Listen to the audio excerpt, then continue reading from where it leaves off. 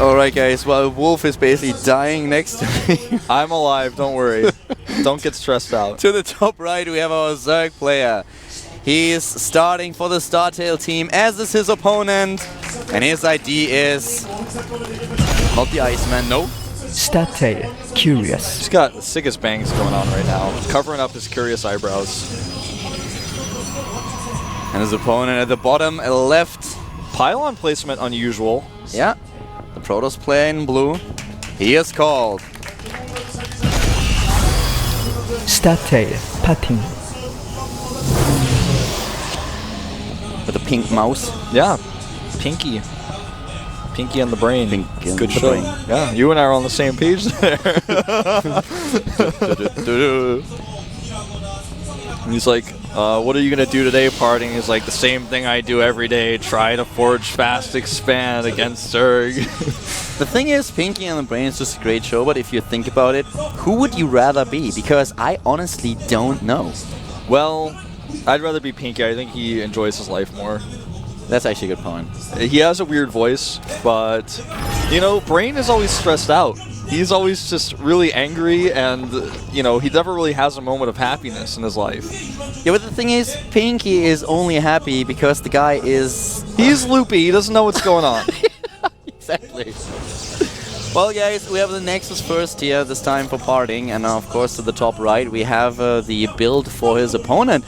And funny enough, Curious decides to not go for a pool first here. No, he starts out with a hatch first, and because Parting didn't send out an early probe, this is gonna go unpunished. Yeah.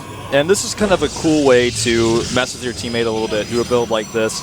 Now the Forge is going to be hidden as well, so it's going to be harder for him to scout whether +1 is being researched. He's going to have to keep an Overlord near that Forge, which he doesn't even know where it is right now. Guys, in team matches, when you have facing an opponent that isn't your team, you have to realize that these are players that have trained so much with each other. Every single time that Curious up against the Protoss or Parting is up against the Zerg, they probably played a couple of custom maps, so they know each other's styles. Mind games are so important in such an encounter. Yeah. So right now we have Curious with a very, very fast third base. I mean, this is probably the fastest third base that I've seen in an eternity in a Zerg versus Protoss. Including the pool, by the way. Yes. I'm thinking about the next move of Parting right now, because he is gonna, well, he sees the third hatch.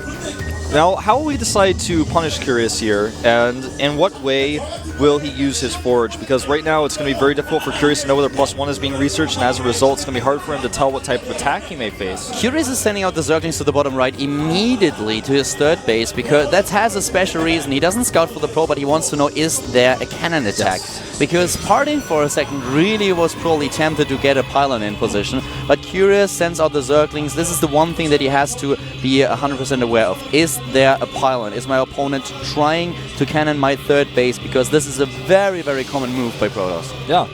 And right now the Forge is spinning. He is researching that +1, but Curious can't scout that. Exactly, I love this actually. This is something that we observed in a few other matches that we've casted in the past few weeks, and I really love the general idea of what you want to do here. You place the Forge in your opponent's main base, and it's so hard for him to actually see what's coming, because a Zerg player at this point really has to determine, okay, what are you doing? Are you trying to take a third? Are you trying to hit a 2-base timing? Are you going for some kind of tech, or are you hitting some kind of attack that circles around gateways? And without the Forge, he just doesn't have a simple idea. He has no idea. And the Observer, or rather the Overlord, is coming from the right side to try to see the tech and the Forge. But Parting has smartly put his Forge in the hardest place to scout for Curious, so he will not likely be able to see that. You know, it's going to take him a long time. The Observer slowly poking around the bottom left of the base. And Parting is just chasing away on the Watchtower. He's getting his robotics tech right now, which is something that the Overlord at the Natural will come and see. And it certainly looks like we are going to see, we might see some kind of immortal attack, but this is also the same build that you use when you try to take a fourth. Yes. Third. Right. And he sends both Overlords in. He sees the tech, sees the robotics as well as the extra gates, and will be able to see that Forge now spinning. He's got all the information he wanted to have a lot earlier. But now he's going to feel comfortable. He's going to stop freaking out. He's like, all right, well, this is pretty normal. This is standard. It was hard for me to see it, but now I have. There are a lot of small and subtle things that you have to do when you're a Zerg player in this matchup. By the way, the Overlord will supply with Curious for a little bit. He already started his Overlord production 3 at a time. But what Curious wants to do now is not only the scout, you have to scout at the right timing to see what exactly is going on. You want to determine your opponent's tech. You always have to start spreading your creep. This is still something that a lot of Zerg players neglect. At the third base, you have to spread the creep out, because this is where every 2-base timing attack is going to hit you. Yes. So if you have the extra creep, you get the speed bonus for your Zerglings and for your Roaches, and you can just make sure that executing an attack for the Protoss player is just so much more difficult. So really well done by Curious already, and he's going up for the tech into layer for his Roach Warren, whereas Harding now adds the extra gateways to be aggressive. Yeah, it seems to be that Harding is going to go for the big attack with Immortals. He starts another Immortal right now, which will be his third. And he can take a third base with this, but he just has not postured in any way to do so.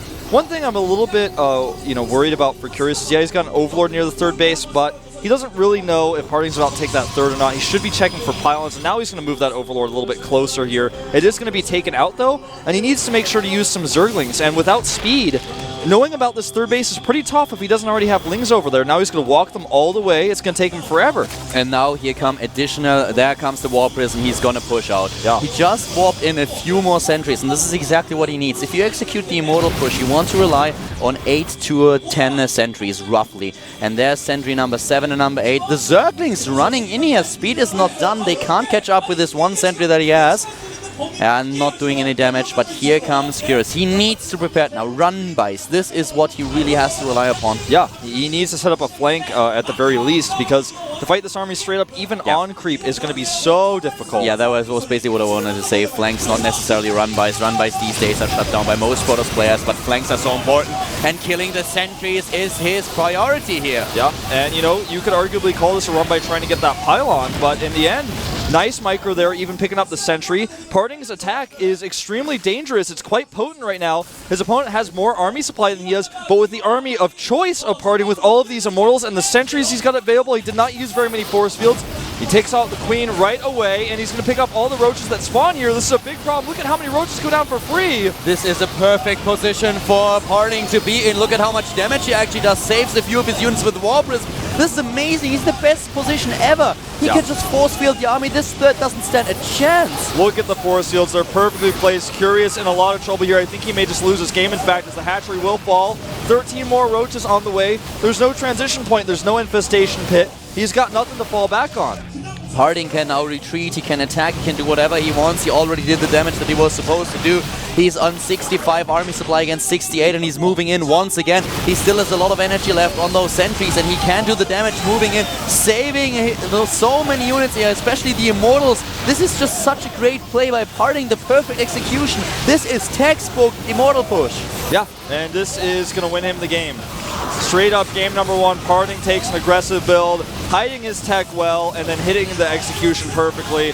Curious is going to have to GG out against his teammate.